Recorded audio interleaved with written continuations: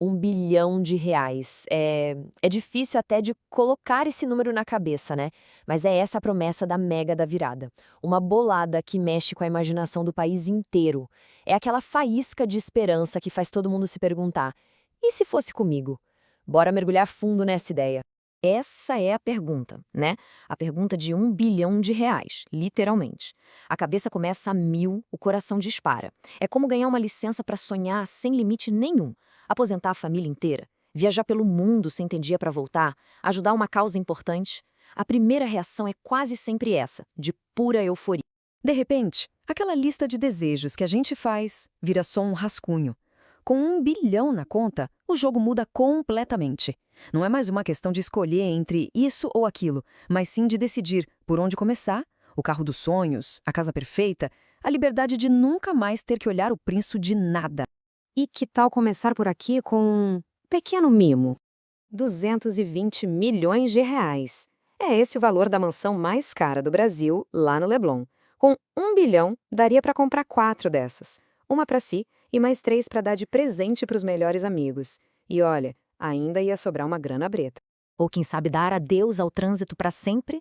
Um jato particular de última geração custa uns 400 milhões. O mais doido é que, mesmo depois de uma compra dessas, ainda sobrariam R$ 600 milhões. 600! Não é à toa que o Brasil já tem a segunda maior frota de jatinhos do mundo. O sonho é poderoso mesmo. Mas é aqui que o sonho começa a esbarrar na realidade. Porque, sabe, sonhar em gastar é a parte fácil. O difícil mesmo é entender o que 1 bilhão realmente significa. O nosso cérebro simplesmente não foi preparado para processar um número tão gigantesco. Olha só essa comparação para a gente ter uma ideia. Com R$ 1 milhão, se a pessoa gastasse 100 mil por mês, o dinheiro acabaria em menos de um ano. Agora, com 1 bilhão, nesse mesmo ritmo, levaria 833 anos para gastar tudo. 833 anos. É mais tempo do que o Brasil existe como país. O dinheiro simplesmente não ia acabar. E se a gente pensar em tempo, fica ainda mais claro. 1 milhão de segundos foram os últimos 11 dias. Agora, 1 bilhão de segundos, isso dá quase 32 anos. A gente voltaria no tempo para muito antes do plano real. A diferença não é só de quantidade, é de outra dimensão. E tem uma frase de uma discussão online que resume isso perfeitamente. É como se a distância entre alguém sem nada e um milionário fosse de 1 metro. A distância desse milionário para um bilionário seria de quase 1 quilômetro. 1 bilhão não é só mais dinheiro, é um outro universo. E é exatamente por isso que o jogo de um bilionário não é sobre gastar, é sobre o poder que o dinheiro cria, sozinho. A fortuna vira quase uma força da natureza, uma entidade que trabalha por conta própria. Os especialistas chamam isso de poder de fundo soberano. O que isso quer dizer? Que o patrimônio é tão gigante que ele começa a agir como se fosse as reservas de um país pequeno, sabe? Gerando mais e mais riqueza sem que o dono precise fazer absolutamente nada. Vamos para os números para ver isso na prática.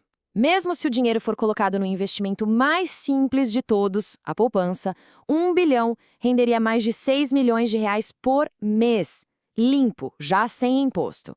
Numa aplicação um pouco melhor, já estamos falando de mais de R$ 10 milhões por mês, todo santo mês. É mais do que a maioria das pessoas junta na vida inteira, caindo na conta a cada 30 dias. Quer ficar mais de queixo caído? Esses 10 milhões por mês significam que o dinheiro está gerando sozinho cerca de R$ 330 mil por dia, todo dia. Enquanto a pessoa dorme, viaja, assiste a um filme, a fortuna está lá, crescendo, equivalente a um prêmio de reality show. Pois é, e é exatamente essa escala de acumulação, essa coisa quase infinita, que acende um debate muito intenso na sociedade. Quando uma única pessoa tem uma fortuna que se multiplica sozinha desse jeito, começam a surgir perguntas sobre justiça, sobre o sistema e sobre o que a riqueza realmente significa. Essa frase, que a gente vê muito em fóruns e discussões na internet, resume um sentimento forte de muita gente. A ideia por trás dela é que uma concentração tão absurda de dinheiro nas mãos de uma só pessoa já é, por si só, um sinal de que o sistema é desequilibrado.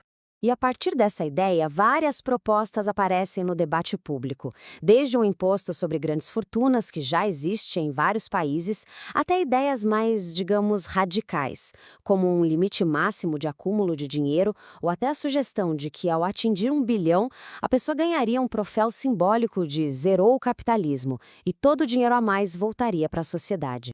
Mas aqui tem um ponto super importante para entender essa discussão. Essa fortuna raramente é dinheiro parado debaixo do colchão. Ela está em ações de empresas, em imóveis, em ativos. No fundo, ela é poder. Poder e controle sobre pedaços da economia. É influência. E isso tudo nos leva para a última parte da nossa análise. Porque se essa riqueza toda gera debate, e para alguns pode parecer um fardo, ela também pode ser vista de outra maneira, como a maior ferramenta de impacto que uma pessoa pode ter nas mãos. Alguns guias sobre o assunto dizem que a filantropia não é só sobre doar dinheiro. É uma jornada para dentro, um convite para se perguntar o que é que realmente importa para mim. Qual é a minha causa? E com essa perspectiva, a fortuna deixa de ser o objetivo final e se transforma em um meio, numa ferramenta poderosíssima para a mudança. A pergunta principal deixa de ser o que eu posso comprar e vira o que eu posso construir, que diferença eu posso fazer. Essa passa a ser a questão central. Qual é o propósito? O que se quer alcançar no mundo que seja maior do que a própria vida? Com recursos que são, na prática, ilimitados, o único limite passa a ser a visão. É sobre definir um legado. E no fim, talvez o ponto seja este aqui. O sonho de R$1 bilhão começa como uma fantasia sobre consumo, sobre ter tudo. Mas ele muito rápido se transforma numa questão de escala, de poder e, finalmente, de propósito. Porque o jeito que alguém escolhe usar uma fortuna desse tamanho não define só o futuro do dinheiro, mas revela quem essa pessoa realmente é.